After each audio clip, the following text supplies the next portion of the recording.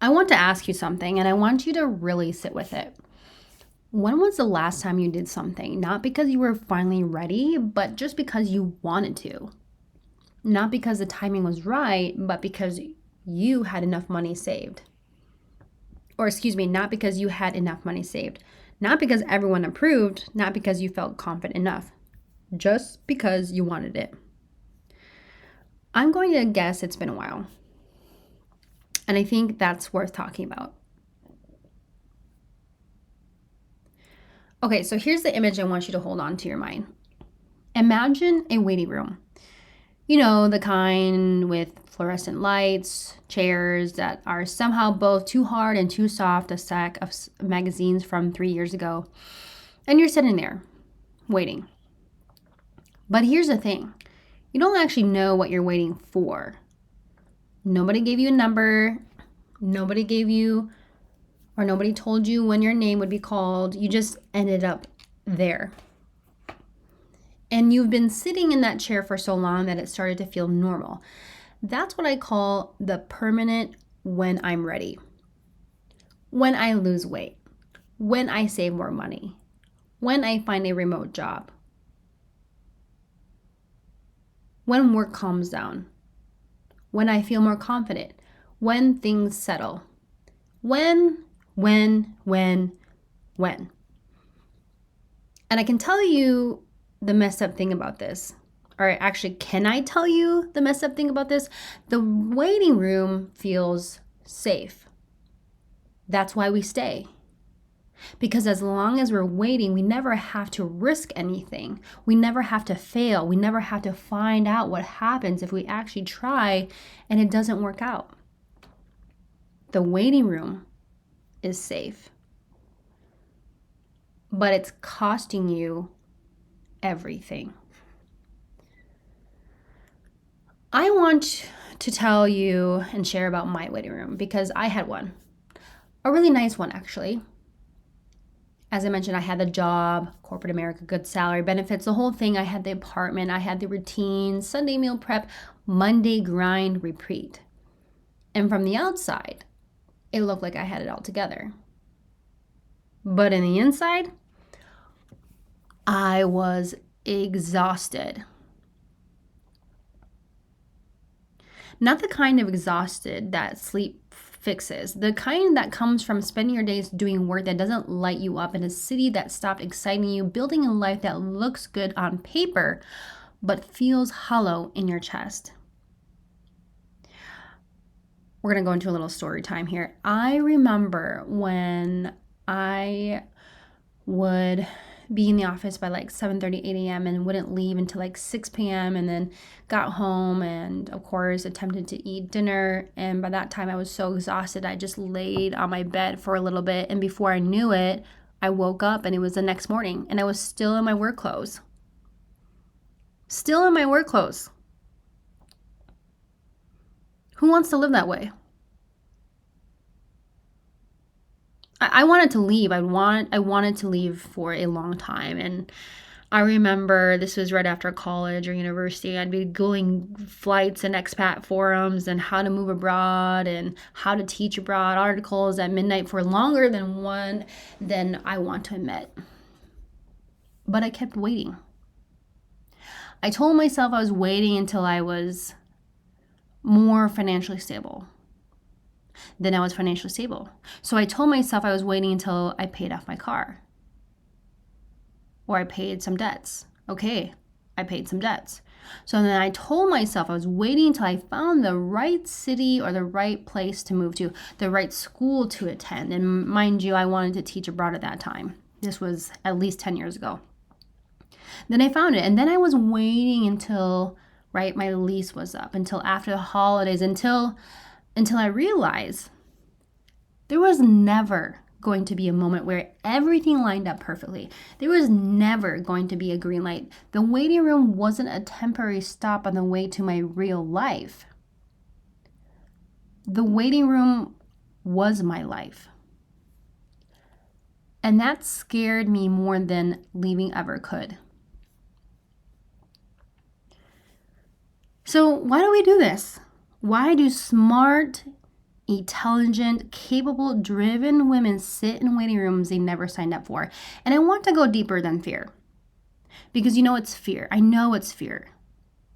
That's not news. What I want to talk about is what's underneath the fear. Reason number one, we've been taught that wanting things is selfish. And depending on the culture that you come from, this can be very much highlighted.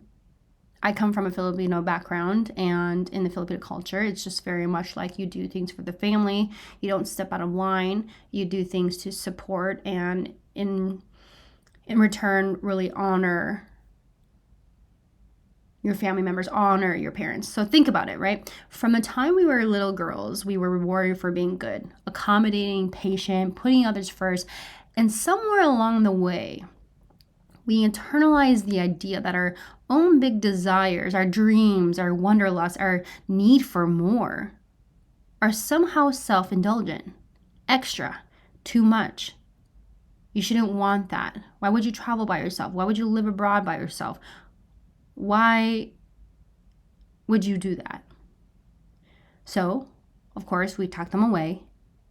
We wait because waiting feels more noble than wanting. Reason number two, we're terrified of disappointing the people who love us because moving abroad or changing careers or honestly blowing up the life you were supposed to want, you can't deny that affects other people. It means conversations you don't want to have. It means someone is going to look at you and truly not understand. Maybe it's your mom. Maybe it's your father, your guardian. Maybe it's your best friend. Maybe it's that version of yourself that already made a lot of plans. And the thought of that disappointment, it's enough to keep us glued to those waiting room chairs. And of course, let's get to reason three. We don't fully believe we're allowed. And this one I want to sit with. I want you all to sit with, those that are listening, because I think this is a big one.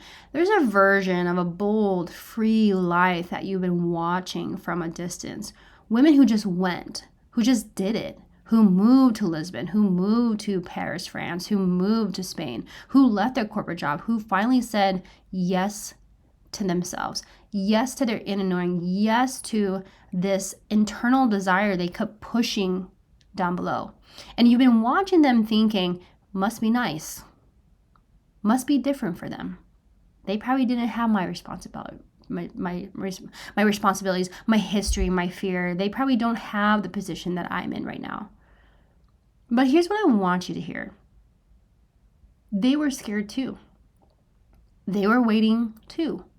At some point, they just decided that waiting was no longer an option. The difference isn't that we're ready. Isn't that these ladies were ready. The difference is that they went anyway. No, I want to talk about the cost because I think sometimes we're so confused, we're so focused on the risk of leaving that we forget to calculate the cost of staying. What is it costing you to wait? What is it? It's costing you mornings. You know those mornings where you wake up and before you even open your eyes, the dread is already there. Those are not small things. Those are your mornings. That's your one life showing up every single day and asking, is this still what we're doing? It's costing your energy. Because hope deferred is exhausting. Carrying a dream you haven't acted on is heavy. You're spending emotional energy every day managing the gap between who you are and who you know you could be. It's costing you time. And let me say this. Time is the most expensive currency. And I say this gently, but I say it because I mean it. Time is the one thing we don't really get back. Every year that passes in a life that doesn't match is a year you don't get a do-over. I'm not saying this to scare you. No. I'm saying it because I think you already know this. I think you feel this in your body. I think this is why you're listening to this podcast. The waiting room is not free, my girl. It just makes you pay a different kind of price.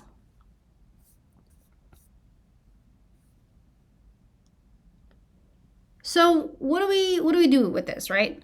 First, I just want you to name it for yourself right now, in the car or wherever you are, in the kitchen, in the bathroom, taking a shower, whatever. I want you to name your waiting room. What are you waiting for? What's the thing you keep pushing to later? What's the version of your life that you're not living yet? You don't have to share it with anyone. You don't. You don't have to do anything about it today. Just name it. Say it in your head or say it out loud. Let it be real for a second instead of this fuzzy, unnamed thing that lives in the back of your chest. Because here's the thing about naming things. It takes away a little bit of their power. The dream stops being this giant, scary, nebulous thing and becomes just a thing you want. And wanting things is human. Wanting things is okay. And second, I want you to consider the possibility that the readiness you're waiting for is never coming. Not because you're broken, not because you're not capable, but because readiness isn't something that arrives. It's something you build in motion. You don't get ready and then go. You go, and going is what makes you ready. I'll share this much. The day or multiple days I've booked one-way tickets, I was not ready. I was also nervous and terrified. I was like, what am I doing? I remember when I did the one-way ticket to South Korea and taught there, and I was overseeing the South Korean country, and I was like, what did I just do? I'm not going to be coming home for 2 years. What did I just do? My hands were literally shaking when I hit confirm on that ticket, I remember. And truly, it didn't really hit me until I was in the airplane, when I was about to land. But I'd be in that waiting room long enough to know that one more year of safe was going to cost me something I couldn't get back. And so I went. And if you've been sitting in your own room, your own waiting room, I see you. I really do. And I want you to know that the door is not locked. You can get up whenever you decide to.